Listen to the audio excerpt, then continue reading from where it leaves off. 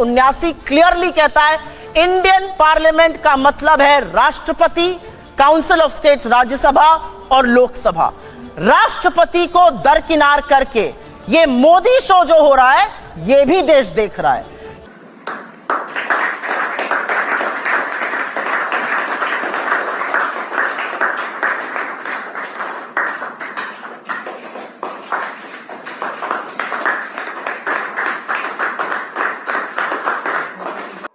तुम्हें शर्म है? कुछ शर्म आया है? किराए के लोग ले जाकर जो बाहर शो होता है वो भी देश देख रहा है। और ये देश आज एक सवाल पूछ रहा है। जब रामनाथ कोविंद जी राष्ट्रपति बने, आपने कहा दलित राष्ट्रपति हैं, दलित राष्ट्रपति, आपने बहुत ढिंढोरा पीटा, अच्छी बात है। उनको शिलान्यास के लिए क्यों नहीं बुलाया गया? क्या राष्ट्रपति का हक नहीं है? देखो देखो, दरिंदगी चेहरे से टपकती है। आज एक अनुसूचित जनजाति की महिला इस देश की राष्ट्रपति है, उनको इस हक से वंचित क्यों किया जा रहा है? ये सवाल सब पूछ रहे हैं। नंबर 1 का कमीना है।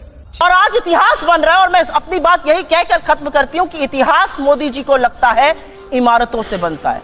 रुको जरा, सब्र करो। और अभी तो रुको, क्लाइमैक्स अभी बाकी है। जी नहीं, इतिहास ना इमारतों से बनता है ना 9 साल में बनता है। इतिहास तब बनता है जब 200 साल की ब्रिटिश हुकूमत के बाद आप रोना नहीं रोते, अपना दुखड़ा नहीं रोते, आप IIT, एम्स, ISC, बार्क, इसरो जैसी संस्थाएं बनाते हैं।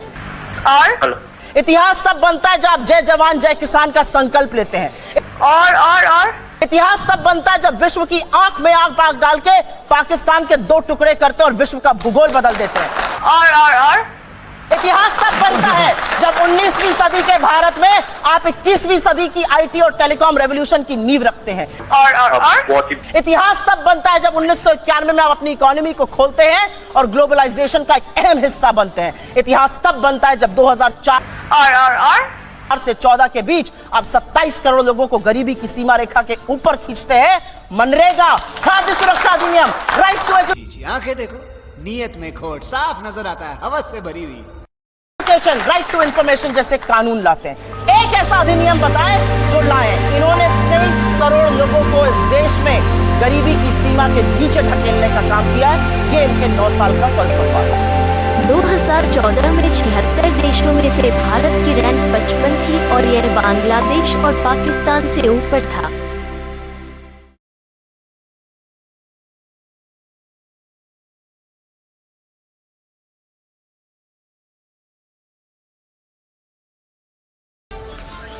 कोई एक ऐसा अधिनियम बताइए जो आपने जिसमें बहुत मेजर चेंजेस लाए हो। सुप्रिया जी ने आपको चैलेंज किया है, सुधांशु जी अभी। इनके और उसमें यही अंतर है, ये नियम बनाते थे। मोदी सरकार ने 2000 ऐसे नियम समाप्त किए हैं जो रिडंडेंट, अप्रासंगिक हो चुके थे, व्यर्थ के हो चुके थे, पर केवल सरकारी कार्य में बाधा उत्पन्न करने के लिए बने हुए थे।